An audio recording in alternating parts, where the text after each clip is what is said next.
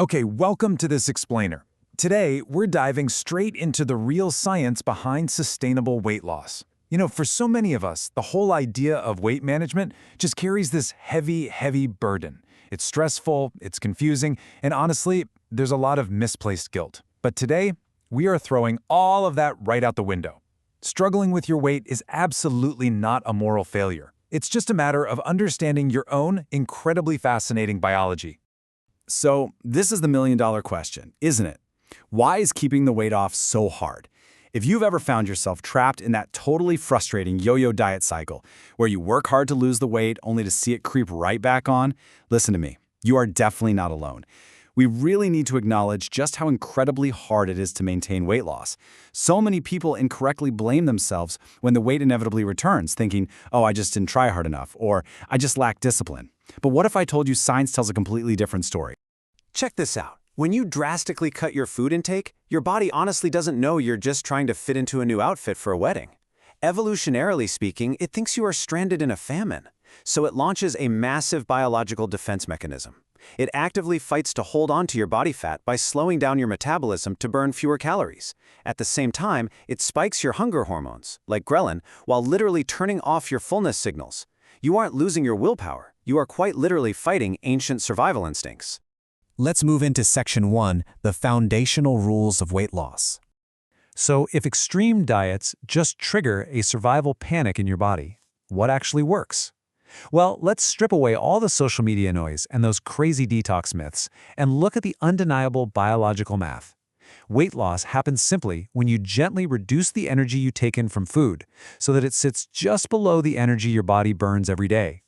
Creating a moderate, daily deficit of about 500 calories leads to a predictable, super safe weight loss of about half a kilogram per week. There's no magic here, just consistency. The absolutely crucial takeaway is that weight loss ultimately comes down to this single foundational principle of calorie balance. Honestly, it doesn't matter which fad diet or quick fix is currently trending on your timeline right now. If a diet actually works, it is simply because it helped you achieve a calorie deficit. Understanding this is a total game changer because it puts the power right back in your hands. But let's be real for a second. A calorie deficit is not going to last a week if you feel starved all the time. To support that balance comfortably, you've got to focus on daily habits that actually nourish you. We're talking about drinking at least 1.5 liters of water, minimizing highly processed foods, which are famous for spiking cravings, cutting out liquid calories from sugary drinks, and eating about 14 grams of fiber for every 1,000 calories you eat. These things all work together to keep you genuinely full and satisfied. And here is another secret weapon against hunger: protein. Aiming for 1 to 2 grams of protein per kilogram of your ideal body weight is an absolute must. Why? Because protein takes so much longer for your body to digest, which keeps you full for hours. Plus, it actively protects your muscles. This ensures the weight you're dropping is actually fat and not the vital muscle that keeps your metabolism firing on all cylinders. All right, let's jump into Section 2, comparing popular diet plans.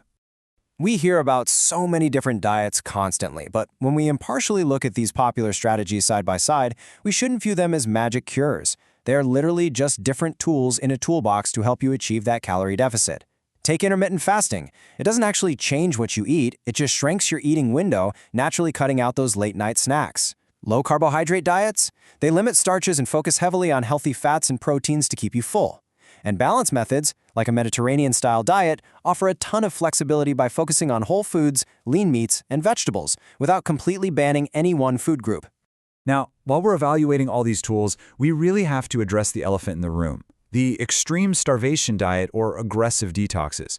Very low-calorie diets that drop under 800 calories a day are just not recommended. They literally starve your body of vital vitamins and minerals, lead to terrible muscle loss, and honestly, because they are completely impossible to live with, they almost always trigger a massive rebound in weight the very second you stop. And it's so incredibly easy to be fooled by the scale in the short term. Consider this a major myth busted. While low-carbohydrate diets might show faster short-term drops on the scale, clinical research shows this is primarily due to rapid fluid loss. It's literally just water weight and the depletion of your body's carbohydrate stores, not extra fat loss. Studies show absolutely no significant difference in long-term weight loss when comparing low-carb diets to other balanced, calorie-controlled methods. Long-term metabolic stability will always win out over short-term extreme restriction. Okay, here is a wonderfully empowering number I really want you to remember: 5 to 7%. Losing just 5 to 7% of your starting body weight carries enormous, life-changing health benefits. That tiny percentage is actually enough to significantly reduce cardiovascular risks, lower your blood pressure, and improve your blood sugar. You absolutely do not need a massive, airbrush, social media-style transformation to take back your health. Which brings us nicely to Section 3, building your sustainable plan. So how do you actually tailor all this science to fit your specific life, your African culture, and the foods you grew up loving? Well, the beautiful truth is that you can build long-term success using the delicious local foods that are already sitting in your kitchen. You don't need expensive imported diet products. It's really just about how you assemble your plate. Use portion control to manage your calories, but totally load up on those familiar, comforting whole foods, your local greens, hearty legumes, and traditional stews. Just ensure you have a good source of protein and fiber in there. And above all else, prioritize consistency over perfection. One heavier meal doesn't ruin your progress, just like eating one salad doesn't instantly make you lose weight. I love this slide because this quote from clinical guidelines sums up our entire explainer perfectly. When scientists say irrespective of macronutrient composition, they basically just mean it doesn't matter if you eat high carb, low carb, or anywhere in between. Science confirms the absolute best diet isn't a specific brand or a magical ratio you buy online. The best diet is simply the one you can comfortably and happily stick to for the rest of your life. It's all about finding harmony between the food you enjoy and the energy your body needs.